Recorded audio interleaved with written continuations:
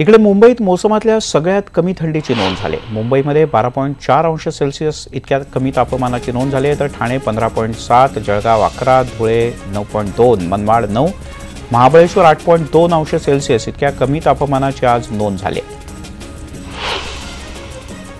अंगावरून अख्खी मालगाडी धावल्यानंतरही ओरखडाही न येता माणूस जिवंत बाहेर येऊ शकतो हे बुलढाण्यात दिसलंय। बुलढाण्याच्या नांदुरा रेल्वे स्थानकावर हा धक्कादायक प्रकार घडलाय। प्रत्यक्षदर्शींनी दिलेल्या माहितीनुसार एक दारुडी व्यक्ती रेल्वे रुळावर आत्महत्या करण्याच्या हेतूने झोपली होती। काही क्षणात 40 डब्यांची अख्खी मालगाडी या व्यक्तीच्या अंगावरून निघून गेली।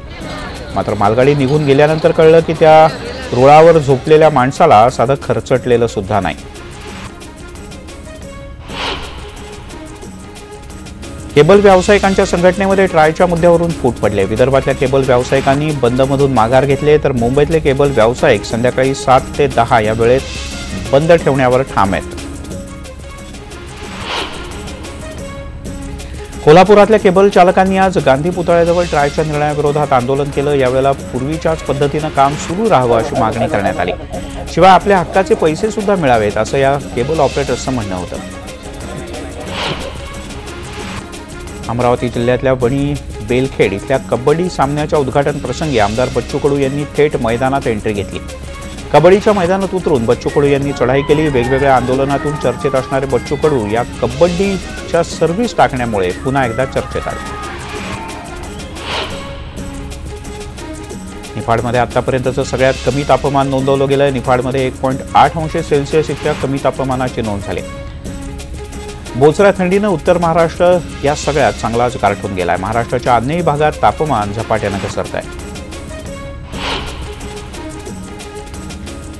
गेल्या काही दिवसांपासून थंडीनं दिलासा दिल्यानंतर आता पुन्हा एकदा नाशिकमध्ये थंडीचा तडाखा जाणवू लागलाय। नाशिकसह उत्तर महाराष्ट्र यामुळे गारठून गेलाय। राज्याच्या अनेक भागांमध्ये ढगाळ वातावरण आहे। ठिकठिकाणी थंडीपासून बचाव करण्यासाठी आता शेकोट्या पेटू लागल्यात। मात्र या थंडीचा फटका द्राक्ष बागांना बसणार आहे। अहमदनगर महापालिकेमध्ये भाजपनं महापौर पदासाठी आपला अर्ज भरलाय तर सर्वात कमी नगरसेवक असून सुद्धा महापौर आपलाच होणार असा दावा भाजपचा आहे। अंकगणित जुळल्यामुळे आपण हा अर्ज भरत असल्याचा दावा भाजपनं केला।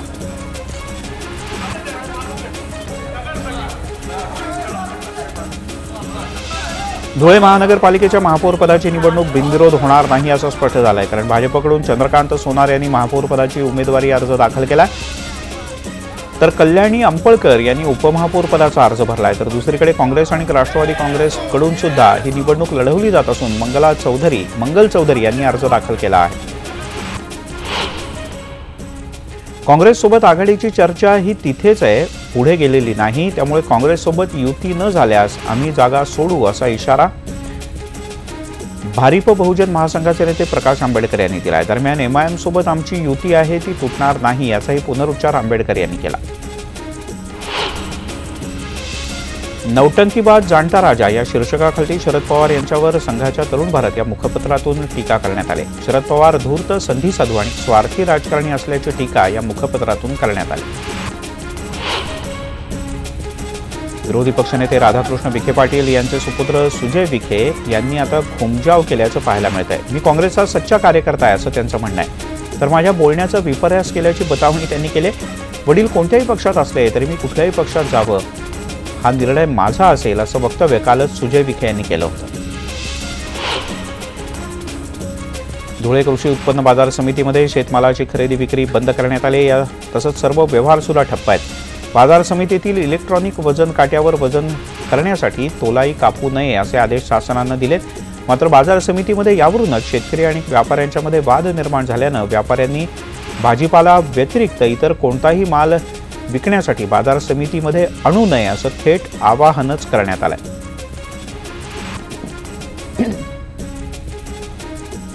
आणि यामुळे सध्या इथली जी बाजारपेठ आहे ती बंद आहे।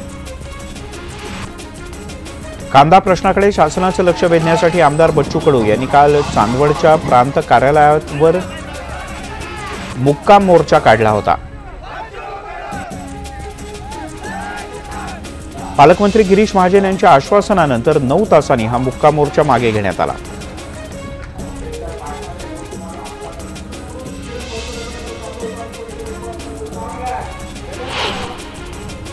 कोल्हापुरात दूधगंगा कृष्णा सहकारी साखर कारखान्याच्या अधिकाऱ्यांना आज ग्रामपंचायत कार्यालयात डांबून ठेवण्यात आलं। गेल्या हंगामातले उसाचे पैसे न दिल्यानं अधिकाऱ्यांना भादोले गावच्या ग्रामस्थांनी डांबून ठेवलं। कारखाना प्रशासन येऊन पैसे देत नाही तोपर्यंत अधिकाऱ्यांना सोडणार नाही अशी गावकऱ्यांनी आक्रमक भूमिका घेतली आहे।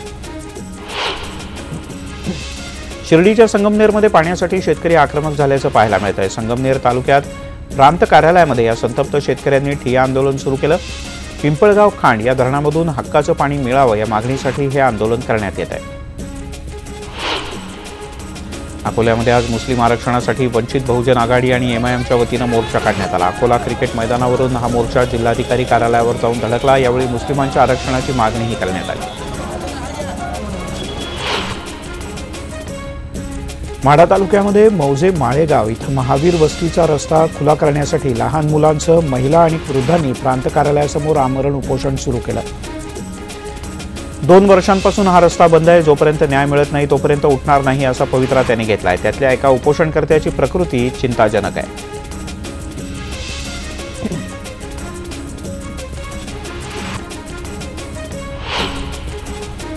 बनावट दाखले देणाऱ्या एका टोळीचा सांगली पोलिसांनी पर्दाफाश केला। या प्रकरणी एका निवृत्त शिक्षकासह 14 जणांना अटक करण्यात आली। तासगावमध्ये स्थानिक गुन्हे शाखेनं ही कारवाई केली असून विविध शासकीय कामांसाठी बनावट दाखले देण्याचा उद्योग टोळीकडून सुरू होता।